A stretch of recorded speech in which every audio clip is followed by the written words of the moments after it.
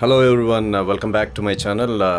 ఎల్లుండి ఉగాది కావడంతో మా హోమ్ టౌన్ తిరుపతికి బయలుదేరి వెళ్తున్నాను ఆన్ బైక్.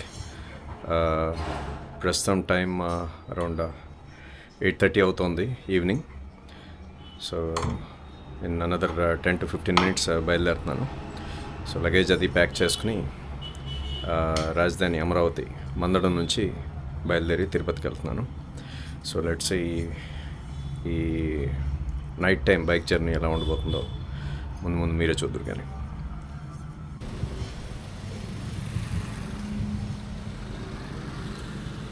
టైం 8:40 బయలుదేరుతున్నాను మందరం నుంచి తిరుపతికి చలోగా. సో 421 kilometers చూపిస్తుంది. Time 7 hours 5 minutes. So let's ఏ టైంకి ఇంటికి చేరుతాము తిరుపతికి. చలోగా.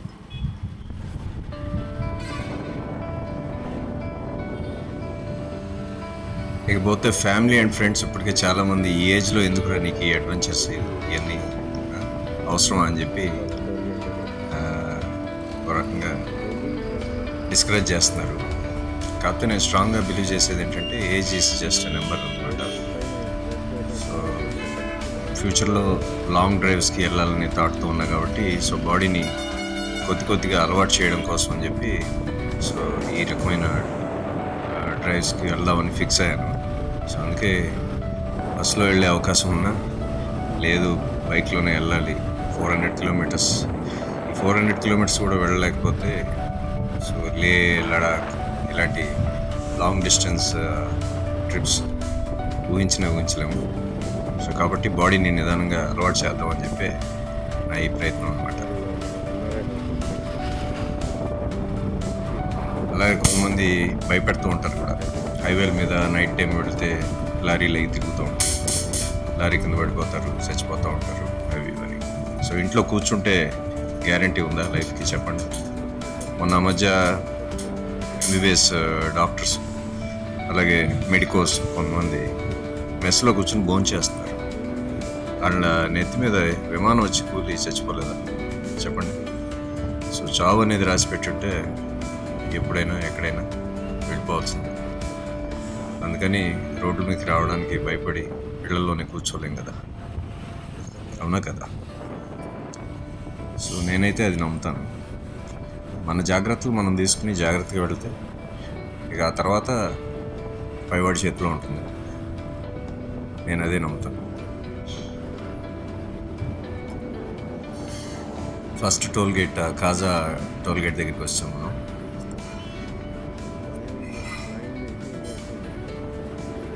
చాలా బిజీగా ఉంటుంది ఈ ప్రాంతం అంతా కూడా, అటు ఇటు హోటల్స్.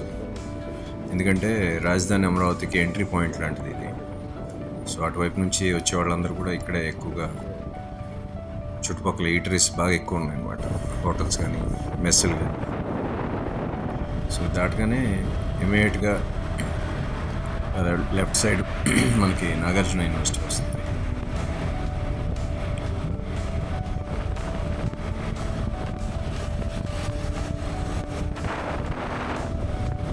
బహుశా కాటూరి మెడికల్ కాలేజ్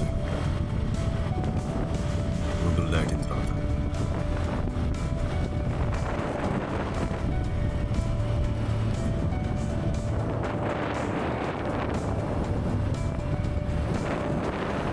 రోడ్డు పక్కనే మీరు చర్చిలను చూడొచ్చు, ఆంజనేయ స్వామి విగ్రహాలను చూడొచ్చు, చిన్న మసీదులను చూడొచ్చు. సో అన్ని మతాలకు సంబంధించిన ఇవి మనకి రోడ్డు పక్కనే కనిపిస్తూ ఉంటాయి. వాటిని అన్నింటినీ కూడా చాలా అందంగా డెకరేట్ చేశారు. విగ్రహాలు కానివ్వండి, వాళ్ళ గుర్తులు కానీ, వాళ్ళ బిల్డింగ్స్, మాస్క్స్ కానివ్వండి.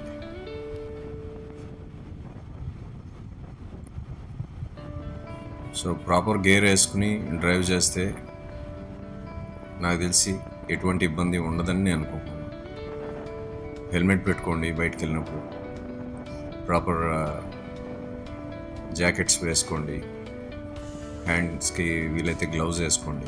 గబుక్కున ఎక్కడైనా కింద పడినా కూడా చేతిలో కొట్టుకుపోకుండా. సో రెండో టోల్గేట్కి రీచ్ అయ్యాం, బొల్లాపల్లి. ఈ బొల్లాపల్లి దాటిన తర్వాత 30-35 kilometers మీకు ఒంగోలు తగ్గుతుంది అనమాట.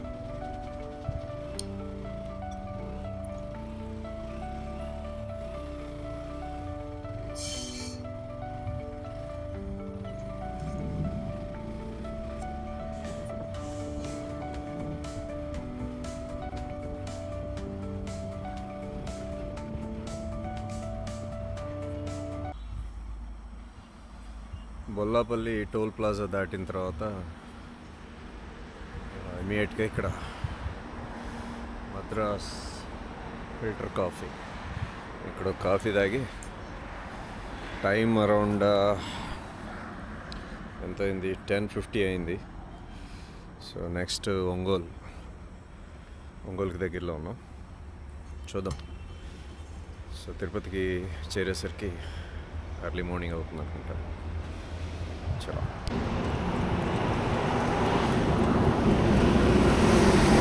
వెదర్ ఫోర్కాస్ట్ ఏమో 18th and 19th వర్షాలు ఉండొచ్చు ఈ ఏరియాలో అన్నట్టు చెప్పారు. ప్రస్తుతం మనం ఒంగోలుకి దగ్గరలో ఉన్నాం, 20-25 కిలోమీటర్స్ దూరంలో ఉన్నాం.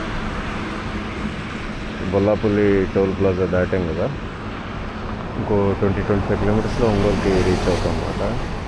అబ్సల్యూట్లీ క్లియర్ స్కై, నక్షత్రాలు అవి కూడా కనిపిస్తున్నాయి, స్టార్స్.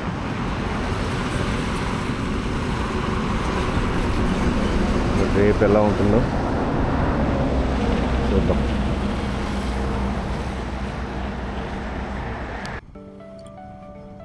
ఇక ఈ వీడియో 17వ తారీఖు నైట్ షూట్ చేశాను అనమాట. సో అంటే ఇవాళ 18, రేపు ఉగాది. సో ఇప్పటికే మా ఊర్లో అంటే తిరుపతిలో వర్షాలు అయితే స్టార్ట్ అయిపోయినాయి. సాయంత్రం 7:30 నుంచే వర్షం మొదలైంది, పిడుగులతో కూడిన వర్షాలు పడుతున్నాయి. సో రేపు ఉగాది పండగ రోజు ఎలా ఉండబోతుందో తెలియదు. సో వర్షం అయితే గ్యారంటీ ఉంటుందన్నట్టుగానే ఫోర్కాస్ట్ చెప్తున్నారు ముందు నుంచి కూడా. చూద్దాం ఏమవుతుందో.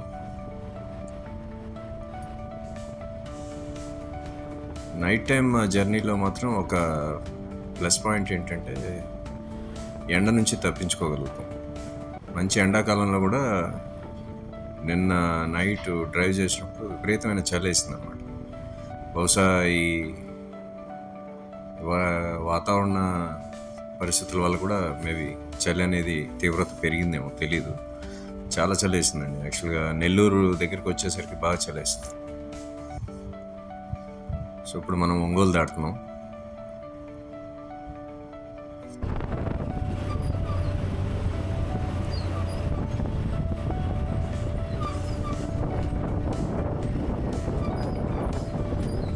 మరో toll gate Tangutur toll plaza పైనే మంచి రెస్టారెంట్ కూడా ఉంటుంది ఇక్కడ.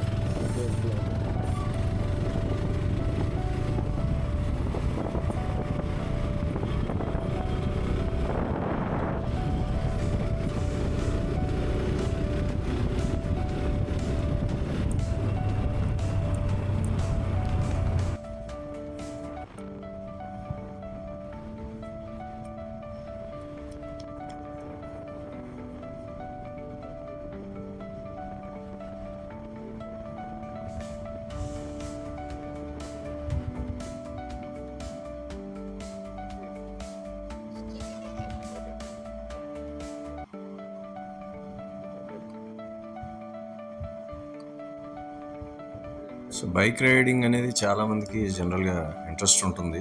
కాకపోతే మనం చేయగలమా, ఈ ఏజ్లో అవసరమా అని రకరకాల ఇన్హిబిషన్స్తో వెనక్కి వెళ్ళిపోతూ ఉంటారు. సో నేను చెప్పేది ఏంటంటే, సో పెద్ద పెద్ద కాస్ట్లీ బైక్స్ కొనాల్సిన అవసరం లేదు. 1,00,000-1,50,000లో మంచి బైక్స్ దొరుకుతున్నాయి వాళ్ళు రేపు. సో వాటిలో కూడా మళ్ళీ లోన్ ఫెసిలిటీ లభిస్తుంది. 25,000-30,000 పట్టుకెళ్తే మంచి బైక్ తెచ్చుకోవచ్చండి. సో ఎవరైనా బైక్ రైడింగ్లోకి రావాలనుకుంటే అదేం పెద్ద అసాధ్యమైన ఇదేం కాదు.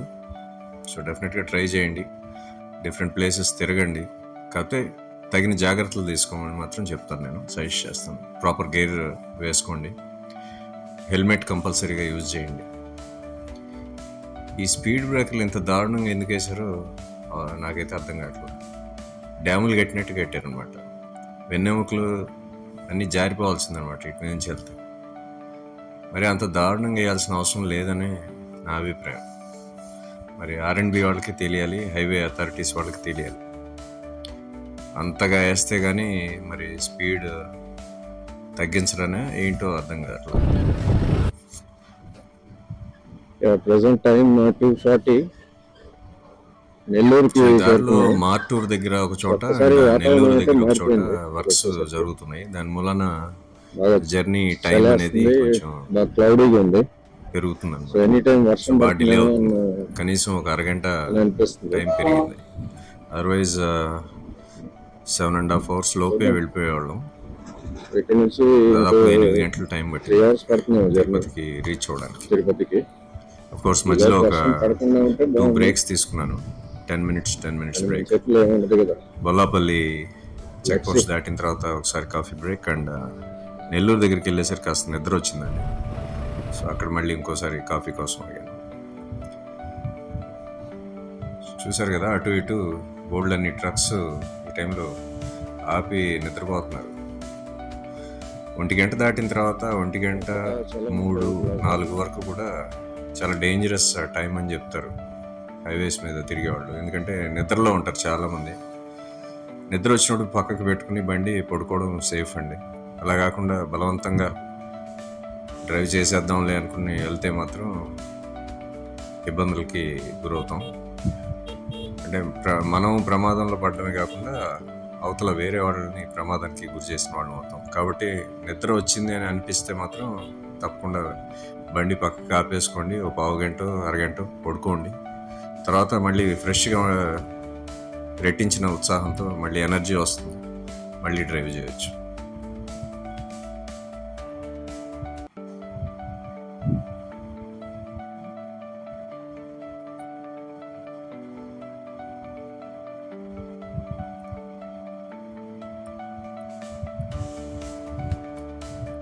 నైట్ టైం ఉన్న ఇంకొక ప్రాబ్లం అయితే మాత్రం డెఫినెట్గా ఈ హాలోజన్ బల్బ్స్ అండి. లేటెస్ట్గా వాడుతున్నారు. అసలు ఆ బల్బులు వేస్తే అవతల వైపు వాళ్ళకి అసలు ఏం కనిపించదు అనమాట. ఊరికే అందాజుగా ఉతారుగా ఆహా ఇక్కడ రోడ్డు ఉందేమో మార్జిన్ పట్టుకుని వెళ్ళిపోవడం తప్ప టోటల్ బ్లాంక్ అయిపోతుంది అనమాట. ఏం కనిపించదు. ఊరికే రఫ్గా వెళ్తున్నాం కదా, మార్జిన్ పట్టుకుని అలా వెళ్ళిపోతూ ఉంటాం అనమాట. సో అంత హై బీమ్ వాడాల్సిన అవసరం అయితే నాకు తెలిసి లేదు. కానీ ఎందుకనో మరి అది ఫ్యాషన్ అయిపోయింది చాలామందికి. ఒక్కొక్కడు 10-14 లైట్లు వేసుకుని వెళ్తూ ఉంటారు. ఎస్పెషలీ పెద్ద పెద్ద బస్సుల వాళ్ళు, ప్రైవేట్ బస్సులు కానివ్వండి, ఈ లారీల వాళ్ళు, ఈవెన్ బైక్స్కి కూడా ఈ మధ్య అక్కడ అంటే మంచు టైంలో మీరు ఎల్ఈడి లైట్స్ అవి యూజ్ చేసుకుంటే ఫాగ్ ల్యాంప్స్ ఓకే, దాంట్లో అర్థం ఉంది. అవసరం లేనప్పుడు కూడా ఒక్కొక్కళ్ళు చిన్న చిన్న బైకులకి ఆటోలకు కూడా 4 పెద్ద పెద్ద లైట్లు పెట్టేసి అవతల కళ్ళు బైర్లు గమ్మేలాగా వేయడం అనేది నాకు తెలిసి తప్పది. దయచేసి అర్థం చేసుకోండి. అవతల వాళ్ళని ఇబ్బంది పెట్టి యాక్సిడెంట్లకి కారణం అవుతున్నారు మీరు. ప్లీజ్.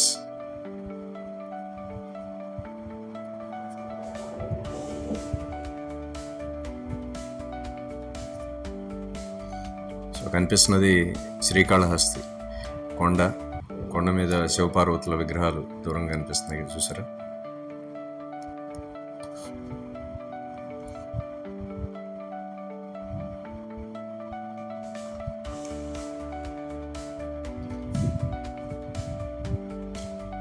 నాయుడుపేట నుంచి తిరుపతి దాకా ఎక్సలెంట్ రోడ్ ఫామ్ అయిందండి రీసెంట్ టైంలో. సో అంతకుముందు నాయుడుపేట నుంచి తిరుపతి రావాలంటే 1.5 పైన పట్టేది. 1.5-2 గంటలు కూడా పట్టేది అనమాట. దారుణంగా ఉండే రోడ్లు. సో ఇప్పుడైతే మాత్రం కారులో అయితే 1/2 hour 35 minutesలో నాయుడుపేట నుంచి తిరుపతికి వచ్చేస్తున్నారు. ఎక్సలెంట్గా ఉంది రోడ్ మాత్రం. సో జర్నీ టైం అనేది బాగా తగ్గిపోయింది.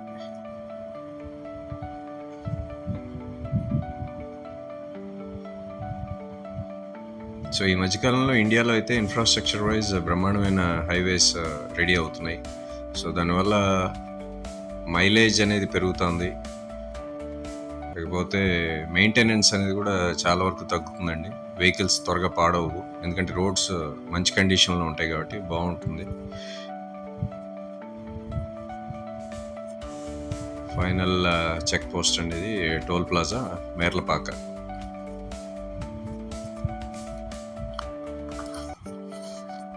తిరుపతికి వచ్చేటప్పుడు విజయవాడ నుంచి చివరి చెక్ పోస్ట్ అనుకోవచ్చు. ఎయిర్పేట్ ముందు ఉంటుంది.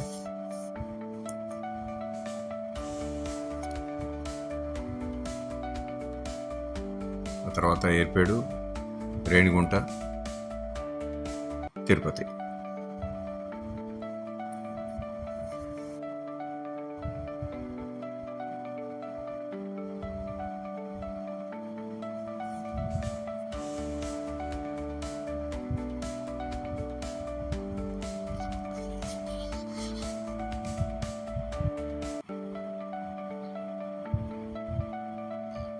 ఎస్, తిరుపతిలోకి ఎంటర్ అయిపోయామండి.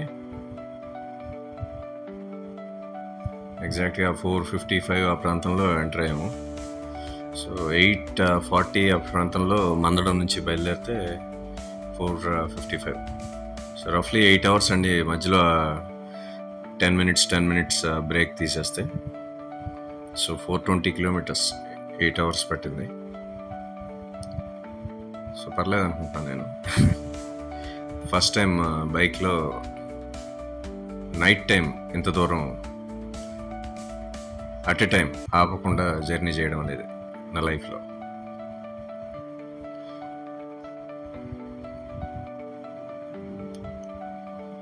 సో లెఫ్ట్ సైడ్ కనిపిస్తున్నది కలెక్టర్ ఆఫీస్ అండి, తిరుపతి జిల్లా కలెక్టర్ ఆఫీస్. అది యాక్చువల్గా టీటీడీ పిలిగ్రిమ్స్ కోసం కట్టించింది. కరోనా టైంలో దాన్ని కలెక్టర్ ఆఫీస్ కింద మార్చారు.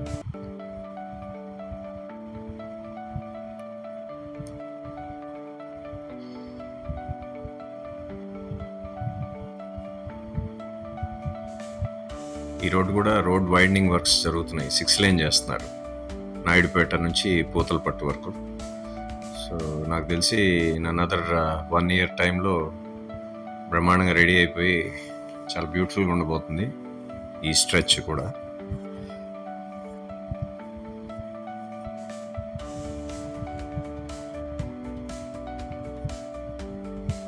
సో ఓకేనండి, ఇక్కడితో ఈ వీడియోని ముగిస్తాను. సో నేను మీకు చెప్పేదల్లా ఒకటే, డ్రైవ్ సేఫ్, జాగ్రత్తగా డ్రైవ్ చేయండి.